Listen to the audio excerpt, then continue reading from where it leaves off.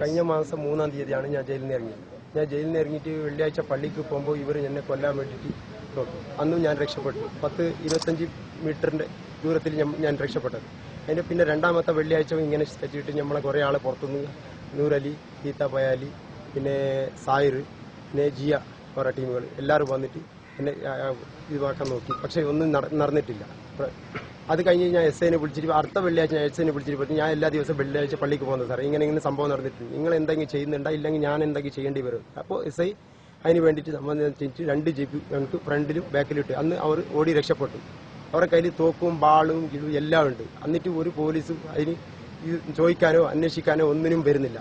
ഇപ്പോൾ അവസാനമായിട്ട് മുന്നാന്ന് ഞാൻ വെള്ളിയാഴ്ച ദിവസം എൻ്റെ മോനെ ദുബൈക്ക് അയക്കാൻ വേണ്ടിയിട്ട് എയർപോർട്ടിലേക്ക് കൊണ്ടാക്കി. അപ്പോഴത്തേക്ക് ഒരു ചങ്ങായിൻ്റെ ഫോൺ വന്നിട്ടുണ്ട്, ഒന്ന് റഫീഖ് ഭായി നിങ്ങൾ അർജൻറ്റായിട്ട് കാണണം. അവർ കുറച്ച് കഴിഞ്ഞിട്ട് കാണാമെന്ന് പറഞ്ഞ് 10:30 മണിക്ക് എവിടെ വിളിച്ച് മുത്തലിബിൻ്റെ വീട്ടിലേക്ക് പോകുന്ന വർക്കിൻ്റെ ഉള്ളിൽ വിളിച്ചു. ഞാൻ അവിടെ പോയിട്ട് നോക്കുമ്പോൾ സാധനം എടുത്തിട്ട് തോക്ക് എടുത്തിട്ട് വന്നിട്ട് പറഞ്ഞു, അതാ ഇത് ഞാൻ നിങ്ങളെ കൊല്ലാൻ വേണ്ടിയിട്ട് എൻ്റെ കയ്യിൽ കൊടുത്തയച്ചിട്ടുള്ളത്. ഇത് കൊന്നിട്ടില്ലാന്ന് വെച്ചാൽ നിൻ്റെ ഭാര്യയും കുട്ടികളെ എല്ലാവരും നമ്മൾ നശിപ്പിക്കും. ഇത് വേണ്ടിയിട്ട് എനിക്ക് എന്ത് വേണ്ടത് നിങ്ങളുടെ ജീവിതത്തിൽ എന്താ വേണ്ടത് ഞാൻ ചെയ്തു തരാമെന്ന് പറഞ്ഞിട്ടാണ്. ഈ ആളെ ഞാൻ 3 ദിവസമായിട്ട് പിടിച്ചു വെച്ചു. അപ്പോൾ SIനെ വിളിച്ച് പറഞ്ഞു, ഇങ്ങനെ സംഭവം ഉണ്ട് സാറേ, എന്താ ചെയ്യേണ്ടത്, എനിക്ക് വേണ്ടി നടപടി എടുക്കും, തോക്കുണ്ട് ആളുണ്ട് എൻ്റെ കയ്യിൽ നിന്ന്. പക്ഷേ SI വന്നിട്ടില്ല. കുറേ കാലം മുമ്പ് പെരിയ ബാങ്ക് കവർച്ച നടന്നു. അതിൽ റഫീഖ് പുടി കിട്ടാത്ത പുള്ളി എന്ന് പറഞ്ഞിട്ട് എൻ്റെ ഭാര്യ വീട്ടിൽ വന്നിട്ട് രാവും പകലും വന്നിട്ട് അവർ ബുദ്ധിമുട്ടാക്കി. എൻ്റെ ഭാര്യനെ കൊണ്ടുപോയി രാവിലെ 10 മണിക്ക് കൊണ്ടുപോയത് വൈകുന്നേരം 6 മണി വരെ അവിടെ നിർത്തിയിട്ട് പ്രശ്നമാക്കി ബുദ്ധിമുട്ടാക്കി. ഒരുപാട് പീഡനം അവർ ചെയ്തു. പക്ഷെ ഞാൻ ഒന്നിനും പോയിട്ടില്ല. അവസാനം ഈ ശരിയായ പെരിയ ബാങ്കിന്റെ പ്രതികളെ പിടിച്ച് സ്വർണവും കിട്ടി, എല്ലാം കിട്ടിയിട്ട് ഇവർ തിരുത്തി കൊടുത്തിട്ടില്ല. റഫീഖിനെ പറ്റിച്ച് എഴുതിയത് തെറ്റാണ് ഒന്നും. ഇതെല്ലാം ചോദിക്കുമ്പോൾ ഇവർ പറഞ്ഞ് എൻ്റെ എന്താ ഭീഷണപ്പെടുത്തുന്നതാണ് നീന്ന്. എല്ലാ പത്രക്കാർ കൂടിയിട്ട് ഈ മാന്യ ഉദ്യോഗസ്ഥന്മാർ കൂടിയിട്ടാണ്, രാഷ്ട്രീയ പ്രവർത്തകന്മാർ കൂടിയിട്ടാണ് ഇവർക്ക് ഇത് ഉപ്പളയിൽ എന്തൊക്കെയെല്ലാം നടക്കുന്നുണ്ട് ഇതിന്റെ പിന്നിലുള്ളത് എല്ലാവരും ഇവരാണ്. ഞാൻ ഒരു പ്രശ്നത്തിൽ പോയിട്ടില്ല. मेरा नाम मोहम्मद अशफाक। मुझे लोग विधायक नगर में बुला के मेरे को मलयालम नहीं आता, मलयालम कंफ्यूज हो गया। कन्नड़ा आता है? कन्नड़ा से हाँ।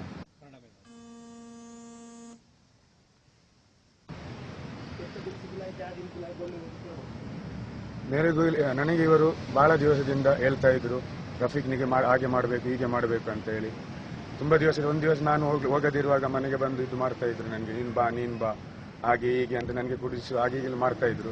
ಒಂದು ದಿವಸ ಇದಾತ್ ನಗರಲ್ಲಿ ಮೆಟ್ರೋ ಹತ್ತಿರ ಕರೆದು ನನಗೆ ಸರಿ ಕುಡಿಸಿ ಹೇಳಿದ್ರು, ನೀನು ಹೀಗೆ ಮಾಡಬೇಕು, ಮಾಡಲಿಲ್ಲ ನಿನಗೆ ಮನೆ ಅವರಿಗೆ ಬಂದು ನಾನು ಟೋರ್ಚರ್ ಮಾಡುವರು ಹಾಗೆ ಹೀಗೆ ಅಂತ ಹೇಳಿ ನನ್ನ ಕೈಯಲ್ಲಿ ರಿವಾಲ್ವರ್ ಅನ್ನು ಕೊಟ್ಟು ಅಲ್ಲಿ ಕಳಿಸಿದ್ರು. ಎಲ್ಲಿ ರಫೀಕಿಗೆ ಫೋನ್ ಮಾಡಿ ಅಂತ ಹೇಳಿ ರಫೀಗೆ ನಾನು ಫೋನ್ ಮಾಡಿದೆ. ರಫೀಕ್ ಫೋನ್ ಮಾಡುವಾಗ ರಫೀಕ್ ಭಾಯಿ ನನ್ನ ಹತ್ತಿರ ಬರುವಾಗ ನಾನು ಹೇಳಿದೆ, ನನಗೆ ಅವರು ಈ ಸಾಮಾನು ಕೊಟ್ಟು ನಿನ್ನನ್ನು ಕೊಲ್ಲಿಕ್ಕೆ ಅಂತ ಕಳಿಸಿದ್ದಾರೆ, ನನಗೆ ಏನಂತ ಗೊತ್ತಾಗುದಿಲ್ಲ, ನನಗೆ ಯಾವಾಗಲೂ ಇದು ಮಾಡ್ತಾ ಇದ್ದಾರೆ ಇವರು, ನಾನು ಏನು ಮಾಡಬೇಕು ಅಂತ ನನಗೆ ಹೇಳಲಿಕ್ಕೆ ಆಗುದಿಲ್ಲ, ನೀನೇ ನನಗೆ ಸೇಫ್ ಮಾಡಬೇಕು ಅಂತ ಹೇಳಿ ನಾನು ರಿವರ್ ಹತ್ರ ಕೊಟ್ಟು ನನಗೆ ಏನಾದರೂ ನನಗೆ ಇದರಲ್ಲಿ ಏನಂತ ಗೊತ್ತಿಲ್ಲ, ನನಗೆ ಏನು ಇದ್ರ ಎಂಥ ವಿಷಯ ಏನು ಆಗಿ ನಾನು ಅವರೊಟ್ಟಿಗೆ ಇದ್ದೆ. ಅವ್ರು ನನಗೆ ಯಾವತ್ತು ಕುಡಿಸ್ತಾ ಇದ್ರು. ಇದರಲ್ಲಿ ನಾನು ಅವರೊಟ್ಟಿಗೆ ಯಾವತ್ತು 500,000 ರೂಪಾಯಿ ಕೇಳುವಾಗ ಅವರು ಕೊಡ್ತಾ ಇದ್ರು. ಅದಕ್ಕೋಸ್ಕರ ನನಗೆ ತುಂಬಾ ದಿವಸದಿಂದ ದುಡ್ಡು ಕೊಡ್ತಾ ಇದ್ರು. ಮತ್ತೆ ನಾನು ಅವರು ಇದು ಮಾಡ್ತೇನೆ ಅಂತ ಹೇಳಿ ಅವ್ರಿಗೆ ಇದು ಭರವಸೆ ಇತ್ತು ನನ್ನ ಮೇಲೆ. ನನಗೆ ಅದು ಅವತ್ತು ಸರಿ ಕುಡಿಸಿ ಕೊಟ್ಟು ಹೇಳಿದ್ರು, ರಫೀಕ್ ನಿಗೆ ಫೋನ್ ಮಾಡು, ನೀನು ಹೋಗಿ ಅವರಿಗೆ ಹೊಡೆದು ನೀನು ಅಲ್ಲಿಂದ ಫರಾರಿ ಆಗು ಅಂತ ಹೇಳಿದ್ರು. ನನಗೆ ಅದು ಮನಸ್ಸು ಬರಲಿಲ್ಲ, ನನಗಿದೆ ಎಂತ ಅಂತ ಹೇಳಿ ಗೊತ್ತಿಲ್ಲ ಸರ್. ಹಾಗೋಸ್ಕರ ನಾನು ರಫೀಕ್ ಬೈಗೆ ಕರೆದು ಹೇಳಿದೆ, ಇಂಥ ಸಂಭವ, ನೀನು ಅರ್ಜೆಂಟ್ ಬಾ, ನನಗೆ ಕೊಡ್ಲಿಕ್ಕೆ ಉಂಟು ಅಂತ ಹೇಳಿ ನಾನು ರಫೀಕ್ ಬೈಯ ಕೈಯಲ್ಲಿ ಇದು ನಾನು ಕೊಟ್ಟೆ. ಇದು ನನಗೆ ಕೊಟ್ಟವರು ಶರೀಫ್ ಮತ್ತೆ ಸಾಹಿರ್ಚ, ಕಸೈ ಶರೀಫ್ ಸಾಹಿರ್ಚ ನನಗೆ ಕೊಟ್ಟವರು.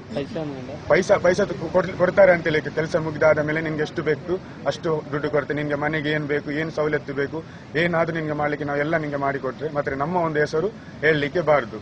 ಮತ್ತೆ ಅದು ಕೆಲಸ ಆಗಿ ನಾನು ಮರು ದಿವಸ ನಾನು ರಫೀಕ್ ಬೈಯನ್ನು ಕೊಟ್ಟು ಮರು ದಿವಸ ಡ್ಯೂಟಿಗೆ ಹೋದೆ ಅವರಿಗೆ ಕಾಲ್ ಮಾಡುವಾಗ ಅವಳು ಹೇಳಿದ್ರು, ಇದು ಲೈಸೆನ್ಸ್ ಇದ್ದ ಸಾಮಾನ, ನೀನು ಹೇಗಾದ್ರೂ ಮಾಡಿ ಅವನ ಹತ್ರ ತೆಗೆದುಕೊಂಡು ಕೊಡಬೇಕು ಅಂತ ಹೇಳಿದ್ರು. ನಾನು ಹೇಳಿದೆ, ಇಲ್ಲ ಅವನು ಕೊಡಲ್ಲ, ಅವನಿಗೆ ಫುಲ್ ಗೊತ್ತಾಗಿದ್ದು ನೀವೇ ನನ್ನನ್ನು ಕೊಲ್ಲಿಕ್ಕೆ ಅಂತ ಹೇಳಿ ಕಳಿಸಿದ್ದು. ಅದಕ್ಕೋಸ್ಕರ ಅವನು ಮತ್ತೆ ನನಗೆ ರಫೀಕ್ ಬೈ ಅಲ್ಲಿಂದ ಮಣಿಮುಂಡದಿಂದ ಬೇರೆ ಎಲ್ಲಿಗೆ ಬಿಡ್ಲಿಲ್ಲ. ಅವನ ಅಲ್ಲೇ ಕೇಸ್ ಮಾಡಿ ಮತ್ತೆ ಪೇಪರ್ನವರಿಗೆಲ್ಲ ಕರೆದು ನನ್ನನ್ನು ಈ ತರ ಸ್ಟೇಟ್ಮೆಂಟ್ ನಾನು ಕೊಟ್ಟೆ. ಇಲ್ಲ ರಫೀಕ್ ಬೈ ನನಗೆ ಏನು ಟಾರ್ಚರ್ ಮಾಡಲಿಲ್ಲ, ಏನಿಲ್ಲ. ನಾನು ರಫೀಕ್ ಬೈ ಅವರು ಕೊಲ್ಲಿಕ್ಕೆ ಅಂತ ಹೇಳಿ ಬರುವಾಗ ನಾನು ರಫೀಕ್ ಬೈಗೆ ನನಗೆ ಕೊಲ್ಲಿಕ್ಕೆ ಯಾರಿಗೆ ಕೊಲ್ಲಿಕ್ಕೆ ನನಗೆ ಹಕ್ಕಿಲ್ಲ. ಅದಕ್ಕೋಸ್ಕರ ಅವರು ಕೊಟ್ಟ ಸಾಧನವನ್ನು ನಾನು ರಫೀಕ್ ಬೈನ ಹ್ಯಾಂಡ್ ಓವರ್ಗೆ ನಾನು ಮಾಡಿದೆ.